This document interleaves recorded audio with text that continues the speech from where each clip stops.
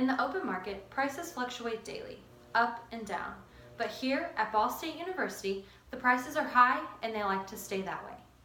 The problem that our group chose to dive in and discover was the problems with Ball State University dining.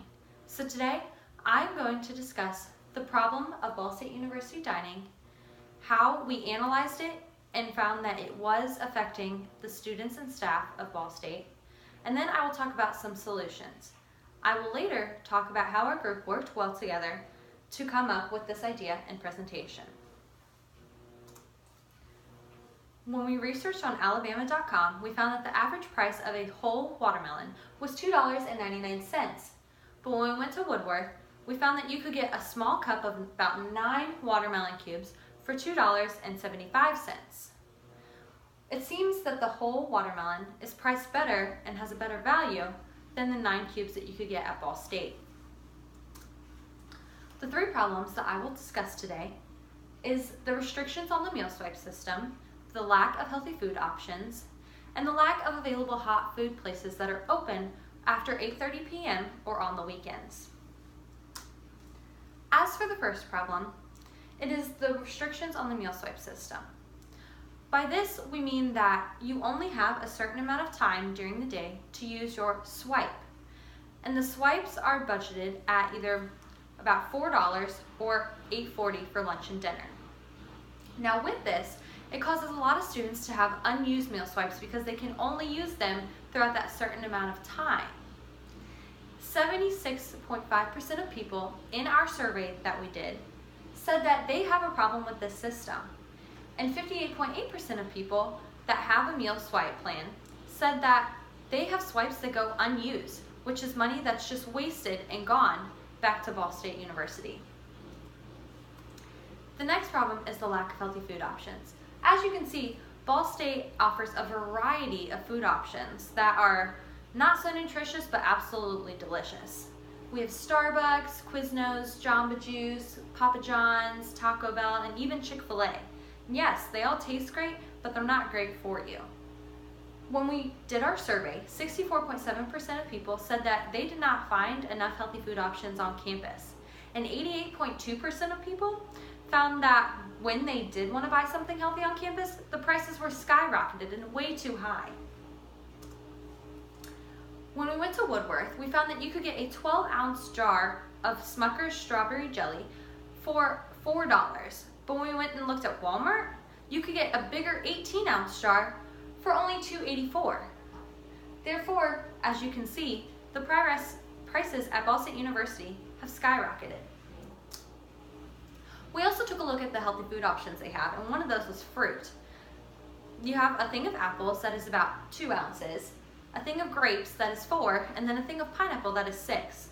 The grapes and the apples will cost you $1.50, and the pineapple will cost you $2.75. But when we took our trip to Walmart, we found that one apple, which is about the same as you could buy at Woodworth, was only $1.27. Therefore, Walmart was saving you 20 cents.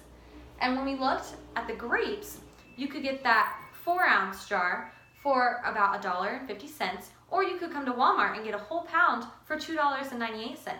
But the biggest of them all was when we looked and we found that a whole watermelon cost only 3 cents more than the 6-ounce portion that you could get at Woodworth. We also took a look at all of these other available fruits that they had, but the 2 that we're going to focus on are the kiwi and the grapefruit. Now, both the kiwi and the grapefruit at Woodworth here at Ball State will cost you $1.25, but when you go to Walmart, the grapefruit is only 78 cents and the kiwi is only a mere 38 cents. Therefore, another example of how the prices are just way too high here at Ball State. Now, this can be a problem because students that are stuck on campus or don't have a ride to Walmart are forced to buy these healthy food options. But because of their meal swipe and they're only have a certain amount of allotted money, that they tend to spend that money on unhealthy options because they're way cheaper than the healthy options that are offered at Ball State. The next problem was the lack of available hot food places on Ball State's campus after 8:30 p.m. or on the weekends.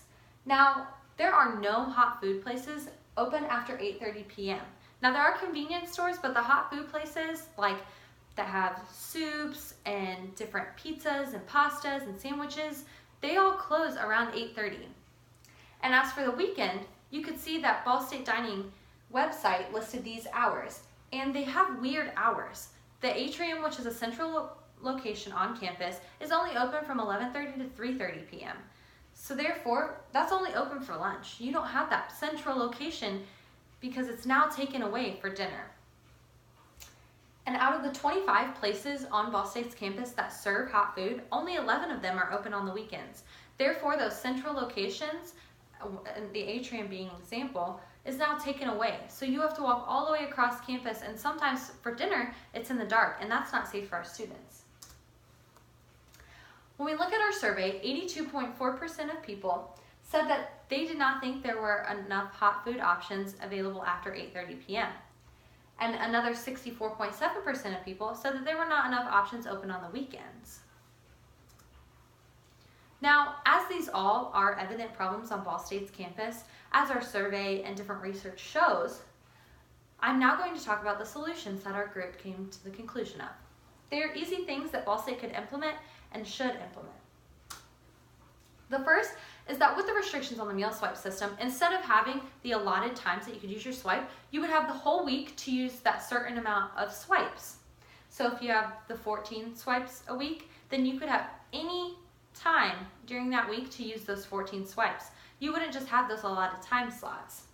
And then from the money left over from your swipe, so let's say you're there for dinner and you have $8.40 for your swipe. If you only spend $7, that next $1.40 is then going into your Dining Plus. So it's not just going back to Ball State, and you can actually keep your money and use it for something that you're going to use. The next is a lack of available healthy options. First, we would open a central convenience store similar to a small Walmart or Walgreens that would be filled with produce, vegetables, fruit, and they would be priced at the right price, not skyrocketed, so that they were easy for students and staff to get, and they would actually be encouraged to get them because they were cheaper prices. The next is a lack of available hot food options. Now, we would have a place designated just to be open from 8:30 p.m. to 2 a.m. 7 days a week. And we decided that this would either be Woodworth or Neuer because they are central locations. And as for the weekend problem, we discovered that Woodworth, having all of its stations open, not just some, but having the whole place open, would be the best decision because it is a central location and there are such a variety of food options offered there. Now, as you can see, we had a problem and we found up different solutions that could solve it relatively easy for Ball State. But our group had to work well together. And in our textbook, The Fundamentals of Small Group Communication by Scott Myers and Carolyn Anderson, we found that these 4 main points were ones that really helped us work through this process. The first would be decision-making procedures. The next is group norms. The one after is development of group roles. And then lastly, group member socialization. So the first is the decision-making process. We decided that by first taking an individual brainstorming time and then coming back and sharing our ideas as a group would be best because it gave individuals a time to think of their ideas and think of reasons why that was a good idea or what implications their idea might have. Then we shared our ideas and chose the ones and built upon the ones that we thought would be best and came to a group consensus. The next is group norms. The main thing that was a norm for us was that we met every Tuesday at 5 p.m. in Bracken Library 317. And this was to just gather information, go through what we had, but our main goal was to get our work done and have it done before you came in. And then we were also always to be respectful to each other because each person offered so many different ideas that really helped our project run smoothly. And the next was we communicated via text group message. This made it really easy because everyone had their phones, and that way we already had everyone's numbers, so if we wanted to contact someone individually about a certain portion, then we could do that as well. The next is the development of group roles. We decided that it would be best to split up the roles. So we discussed it and we talked about what our strengths were, what our weaknesses were, and we also talked about what we like to do best. Then we came to the conclusion as a group that myself and Adam would work on the presentation in the PowerPoint, Andy and Riley would work on the paper itself, and Nick and I would work on then revising the paper and just making sure everything was flowing smoothly. Then we worked on group member socialization, and how we did this was the first time we met in the library, introduced ourselves, got to know each other a little bit better, and then each time we met, we would have a small group discussion, just talk about our day, what we were interested in, what organizations we were a part of, just so that we could get to know each other a little bit better and understand and be able to respect each other's time better and just get to know each other in general. So as you can see, our group really thought through how we were going to work this out, and we did find a problem that was evident on Ball State's campus, and that was evident by our surveys and the research we did, and we found different easy ways that Ball State could implement this and actually change it so that it would better the students and staff.